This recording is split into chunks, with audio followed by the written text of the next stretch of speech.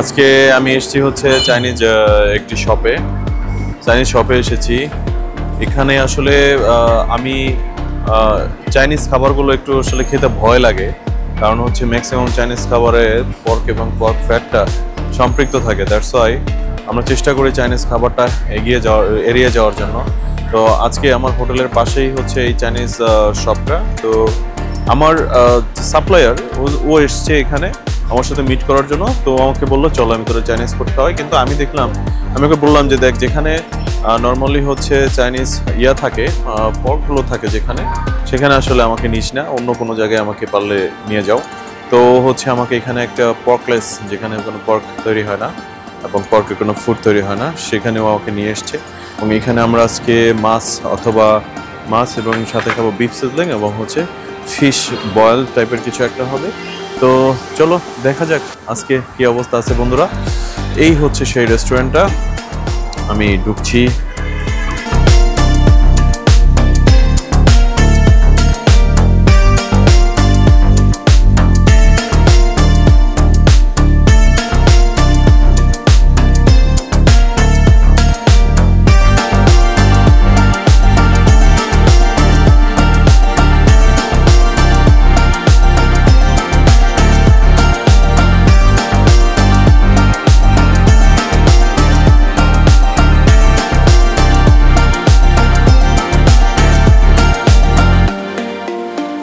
সেখানেই কিন্তু ওরা আসলে চা দিয়ে হচ্ছে ওরা কাপ টাপ এগুলো ওয়াশ করে। আর এখানে দেখা যাচ্ছে যে ওরা কিন্তু ইতিমধ্যে ওয়াশ করে রেখেছে এবং সুন্দর করে র্যাপিং করে রাখছে। এই জিনিসটা কিন্তু আমার কাছে খুবই ভালো লাগছে যে অনেক হাইজিন মেনটেন করে। আর প্রত্যেকটা জায়গায় এরকম, আপনি যখনই কোনো রেস্টুরেন্টে যাবেন তখনই কিন্তু আপনাকে এরকম একটা চায়ের কেটলি ধরিয়ে দিবে অথবা কোনো একটা হিটার ধরিয়ে দিবে এবং তার মধ্যে কিন্তু গ্রিন টি থাকবে। সেই গ্রিন টি দিয়ে কিন্তু আপনাকে ওয়াশ করতে হবে এগুলো। তো এটা আসলে ওদের ট্র্যাডিশন। এবং দেখুন ও কিন্তু খাচ্ছে, অর্থাৎ এই গ্রিন টিটা দিয়ে ও খাচ্ছে। চায়নাতে না আসলে বোঝা মুশকিল হয়ে যেত যে মানুষের কত কালচার থাকতে পারে এবং সেই কালচারগুলো আসলে কিভাবে তারা উদযাপন করে এবং প্রতিনিয়ত কিভাবে তারা সেই কালচারগুলোকে আসলে লালিত করে যায় বংশ পরম্পরায় প্রজন্মর পর প্রজন্ম। সেটা আসলে চায়না না আসলে আসলে জানা যায় না, দেখা মুশকিল হয়ে যায়, অনেকটা অদেখাই থেকে যায়। তবে জাপানেও কিন্তু আছে, জাপানেও নর্মালি হচ্ছে ওনাদের কালচারটাও অনেক বেশি ভালো এবং ওনারা এই কালচারটাকে ধরে রাখে। আমার মনে হয় জেনারেশন বাই জেনারেশনই থাকবে এটা, আখেরাত কিয়ামত পর্যন্ত থাকবে, এরপরে আর থাকার সুযোগ নেই। তবে আমি জাপানের কোনো ব্লগ করিনি, তবে যদি কখনো সুযোগ হয় জাপানে যাওয়ার তাহলে অবশ্যই আমি সেখানের ব্লগ আমি করবো ইনশাল্লাহ আপনাদেরকে দেখানোর জন্য। আজকে চলুন তাহলে খাওয়া যাক।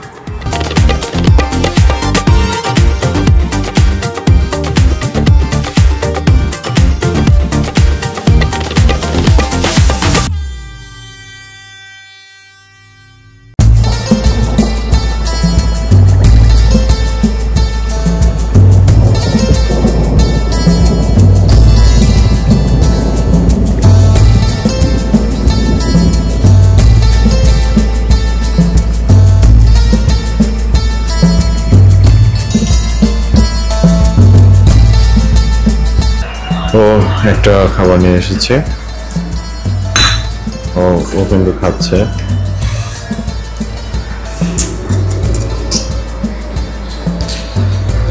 চলুন দেখি কেমন লাগে।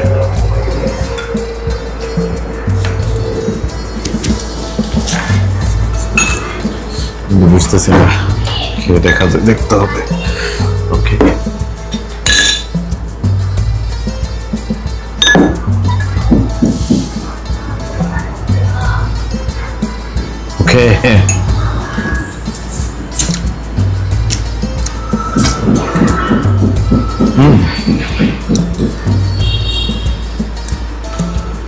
ওকে, টেস্টটা কিন্তু দারুণ। Thank you. আমাকে ছুটাই দিতেছে নেওয়ার জন্য। Oh, I can. Can take? Yeah, can take. আর এখানে তো নিয়ে এসেছে হচ্ছে সিজনিং,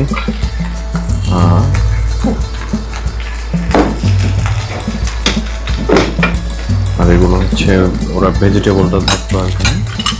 没，这是饭吗？这个不是饭吗？这个买的，啊，这个买的。 পিসটা খেয়ে নেয়। 我也没点这个，没点这个。对呀、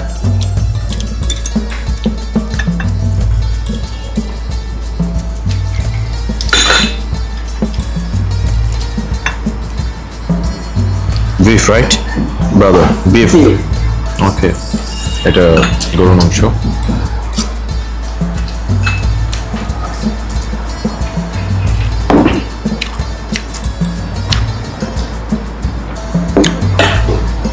有那个 beef beef Beer? beef beef 没有。 No. No, no, no. OK 点了一个炒青豆，啊，你们点了一个炒青豆，点那个炒青豆没有点吧？但是在这里没有点，我知道没有点，我只点了一个那个。 আমার কাছে মাছটাই খুব ভালো লাগতেছে। ওর ভাত কিন্তু বাটিতে করে দেখুন।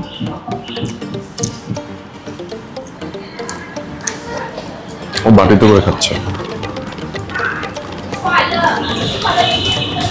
আসলে চামচ দিয়ে খাওয়া, হাত দিয়ে খাওয়া, এরপর কাঠি দিয়ে খাওয়া, এটা কোনো কথা হইলো?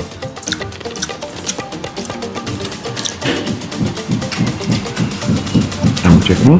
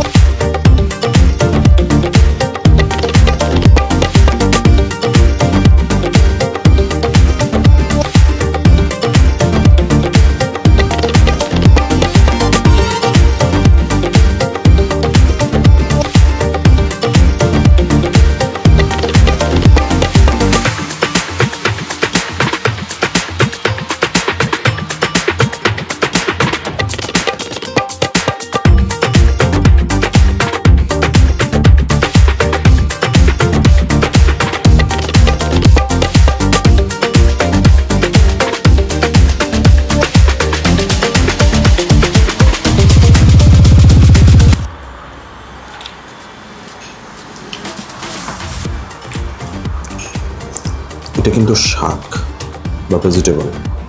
এটা হচ্ছে ভিতরে একটু খোঁজ আছে। ব্রাদার ঠিক অন, আমি একটু বলতেছি একটা খাওয়ার জন্য, দেখুন। ওকে,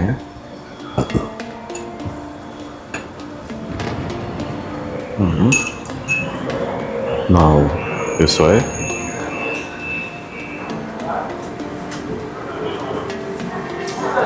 ও কিন্তু এটা খাচ্ছে। আমি মাছটাকে বেশি প্রায়োরিটি দিচ্ছি, মাছটা আমার কাছে বেশ ভালো লাগছে।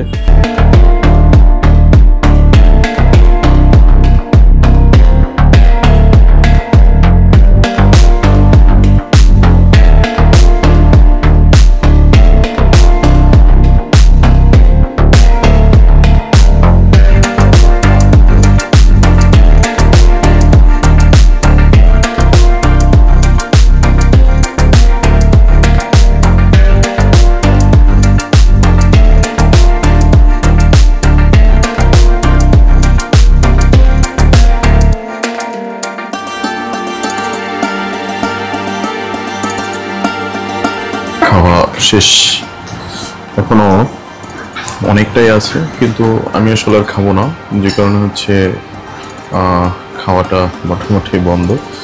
ও মোবাইল দেখতেছে, ও চলে যাবে এখনই। আমাকেও ফ্রেশ হয়ে একটু বাইরে যেতে হবে, আজকে একটু ঠান্ডা আছে। চায়নাতে আসলে খাওয়ার ক্ষেত্রে একটু সতর্কতা অবলম্বন করতে হয়, কারণ এখানে অনেকটা জায়গায় পক মিশ্রিত থাকে। আমি এর আগেও এই রেস্টুরেন্টের কাছাকাছি রেস্টুরেন্টে এসেছি, মাছ খেতে চেয়েছিলাম, কিন্তু আমার মনে হয়েছিল যদি এখানে মাছের সাথে কোনো পর্ক ফ্যাট থাকে তাহলে কিন্তু প্রবলেম। তো যে কারণে আমি এই বুককে বোঝাতে পারিনি ওনাকে, সেহেতু আমি আসলে এই ফুডটা নিইনি। তো আজকে আমার চাইনিজকে আমি বলার পরে বললো ওকে সমস্যা নেই, ও মতো করে বুঝিয়ে বলছে, কারণ ও জানে আমি মুসলিম। তো বেসিক্যালি হচ্ছে যে চাইনিজ যে ফুডগুলো আছে ওরা খুব টেস্টি, কিন্তু আসলে কি কি দিয়ে ওরা রান্না করে এটা ওরাই ভালো জানে। তো যাই হোক, আজকে এই পর্যন্তই। সবাই ভালো থাকেন, সবাই সুস্থ থাকেন, দেখা হচ্ছে নেক্সট ব্লগে। আসসালামু আলাইকুম।